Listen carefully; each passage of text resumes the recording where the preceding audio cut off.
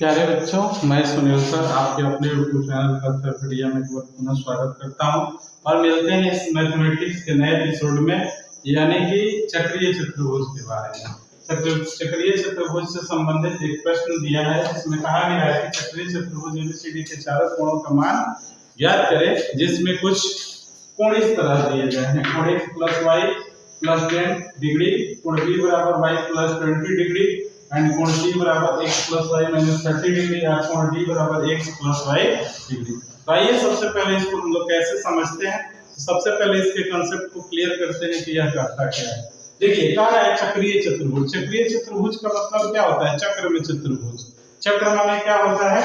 ये गोला हो गया, ये क्या हो गया? एक गोला हो गया और इसके बाहर एक चतुर्भुज हमारा रहेगा। सॉरी, चक्रीय चतुर्भुज, सॉरी इसको ऐसे बनाएंगे हम लोग, चक्र में चतुर्भुज। ये चक्र हो गया, इसके अंदर हम लोग एक गोला बनाते हैं, चतुर्भुज बनाते हैं। ये क्या होता है? ए बी सी और डी, ए बी सी और डी। तो इस प्रकार क्या हो जाता है? ये चक्रीय चतुर्भुज। हम जानते हैं कि चक्रीय चतुर्भुज के आमने सामने के कोणों का योग कितना होता है? 180 डिग्री, यानी कि कोण a plus c equal to 180 degree और कोण b plus d equal to 180 degree. इस प्रकार हम लोग इसके मान को आसानी से हल करेंगे। आइए देखते हैं कैसे हल करते हैं। सबसे पहले हम लिखते हैं कि कोण, यहाँ पर लिखते हैं सॉल्यूशन। सॉल्यूशन यही कहता है कि कोण a प्लस कोण c इक्वल टू 180 डिग्री। तो a का मान कितना दिया है? a का मान दिया है x प्लस y और प्लस 10 और c का मान दिया है x plus y minus 30 equal to 180 degree. तो यहाँ पर हम देखते हैं कि x प्लस x मिलके क्या होता है? 2x और y प्लस y मिलके क्या हो गया? 2y और 30 में से 10 गया, क्या हो गया? 20 इक्वल टू 180 डिग्री। यहाँ पर 20 को उधर ले जाते हैं और इस दोनों में से 2 कॉमन ले लेते हैं, तो x प्लस y हो गया और ये 180 प्लस क्या हो गया? 20। तो x plus y equal to हो गया 100 और बटा में क्या हो गया? 200 बटा में हो गया 100, सॉरी 2 हो गया, घटाएंगे तो ये क्या होगा? 100। इस प्रकार x plus y equal to क्या हो गया? 100, यानी इक्वेशन फर्स्ट। ये समीकरण 1 निकल गया। उसी तरह कहता है कि कोण b प्लस कोण d, यानी कोण b और d को जोड़ेंगे तो उसका मान कितना होगा? 180 डिग्री। और कोण b का मान हम ले लेते हैं, क्या होता है? y प्लस 20 और d का मान क्या होता है? x plus y equal to 180 degree. ठीक है, तो यहाँ पर क्या होता है? x और y मिलके क्या होता है? 2y और 20 को उधर लेके चले जाते हैं, तो ये क्या होता है? घट जाता है। x plus 2y equal to हो गया क्या? 60 इक्वल टू, ये हमारा समीकरण 2 हो गया। तो समीकरण 1 और 2 को हम हल करते हैं, तो यहाँ पर क्या देता है? x plus y equal to 100 degree. Equation first हो गया।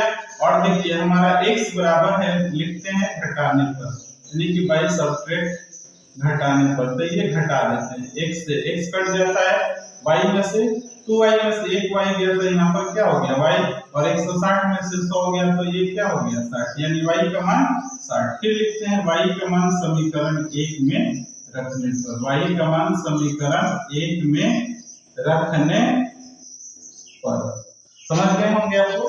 तो यहाँ पर क्या है? x प्लस y की जगह 60 रखते हैं और ये क्या होता है? 100। तो x इक्वल टू क्या हो जाता है? 100 माइनस 60, तो x का मान क्या हो जाता है? 40। तो इस प्रकार हम लोग क्या देखते हैं कि x और y का मान निकल जाता है। तो जब x और y का मान निकल जाता है तो हम लोग इसके कोणों को आसानी से निकाल देते हैं। आइए, कोण a का मान दिया है x प्लस y प्लस 10, तो x का मान हो गया 40, y का मान हो गया 60 और जोड़ 10 बराबर क्या हो गया? 110 डिग्री। इस प्रकार कोण a का मान निकल गया।